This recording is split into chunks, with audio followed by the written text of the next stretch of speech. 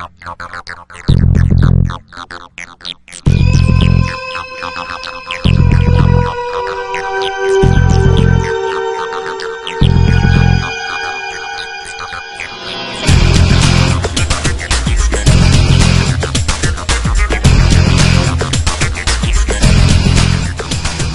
there traders, thanks for joining me for this video. It's Jeff from thestockbandit.com and Happy New Year to you. Hopefully your new year is off to a good start and this is going to be your best trading year in a long time. We've got several ways we'd love to help you at the site. So if you're looking for some education, you're looking for some trade ideas, come check us out. You can check it all out risk-free. So last week we saw a big lift for the market and it took place starting on New Year's Eve. We lifted right off of this key level that I've been noting here so many times, 29.61. We had gotten briefly through that and then we lifted very sharply from there on New Year's Eve. That was Monday, and in hopes of a fiscal cliff deal. Then we had New Year's Day where the market was closed, and then we opened on the news of that fiscal cliff deal on Wednesday to start off the new year and ran sharply higher and ran right to this prior minor high here from mid-October. That was at 31.12. Thursday we pushed a little bit past that, backed off a little bit into the close of the week, going out at 31.01. So the big excitement of the week was really centered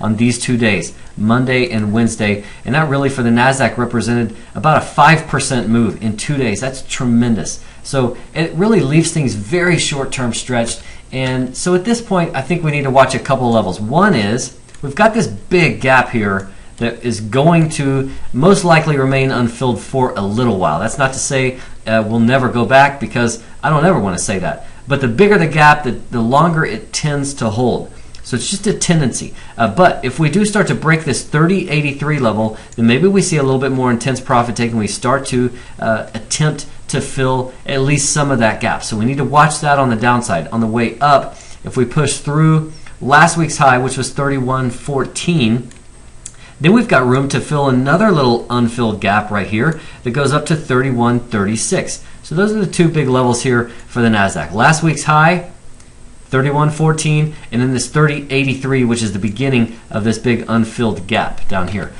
Moving on to the S&P 500, this index vaulted higher by 64 points from Monday's low to Friday's close, and that's a big move in just 4 sessions, especially on a holiday shortened week. But now we're right up here and we're facing this major breakout area at 1474. That's the 52-week high for the S&P. It would be ideal for bulls to rest a little bit here before pushing through there, because what they really don't want is to get extended and nudge past the key level and then promptly see some profit taking, which results in a failure through that level. So we'll keep a close eye on that this week. The Russell 2000, this is a small cap index, and I've noted this 833 a number of times. We came right off that level on Monday. The low of the day was 831. Okay, so we pushed through 833, pulled back and tested it for a couple of days, and then we rocketed higher, and now we're at brand new all-time highs for the Russell at 879 for Friday's close. The intraday high on Friday, 880. So tremendous move higher here for small caps. You know, that was a 47-point lift for the Russell, and that's tremendous. And you know, it really just points to a return of an appetite for risk when you see the small caps making all-time highs. So they need to see the other indices come alongside them, and this index is short-term stretched. We need to see some backing and filling, maybe a pullback or some consolidation of some sort, but it definitely bodes well going forward for the bulls. For the Dow, this index tacked on from Monday's low to Friday. We saw a push of 497 points. That's an enormous move in just 4 days, obviously, but it also puts this index within 200 points of its 52-week high, which is 13,661 right here. So a little bit, again, a little bit more rest here before a real breakout attempt would certainly be positive for the bulls. And then finally, one more that I wanted to point out, which is the VIX, the volatility index, the fear index. Now we had at the end of last year pushed through this 20 level. So let me just kind of extend this. This 20 was the zone that we had approached in October. We came up again, got within a fraction of a point of 20 the week before Christmas, backed off a little bit, and then we finally busted through with a real quick pop up here to 23.23.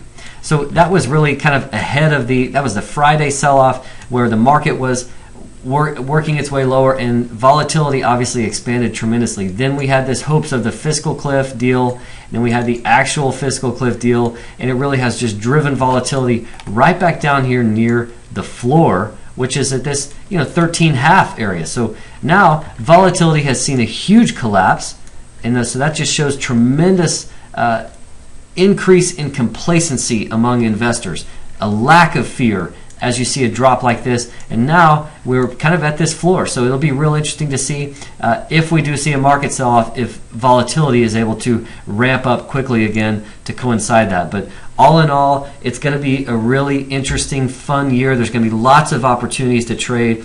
Don't let this January effect cloud your thinking. You've got to continue to stay objective on everything. Yes, the market's off to a very positive start. Yes, the indices are looking good technically, but the door is open for surprises at all times in the market. So we need to stay on top of that. We've got this fiscal cliff behind us, but going forward, we've got the debt ceiling, we've got earnings season, we've got Europe, we've got our own economy. There's a ton of stuff that could definitely provide lots of back and forth for this market. So stay objective out there, continue to work the charts. I'll keep you posted on the key levels, and again, if you're looking for some trade ideas, check us out at the site. We would love to trade with you. Have a great week of trading. I will see you soon with more, but until then, trade like a bandit.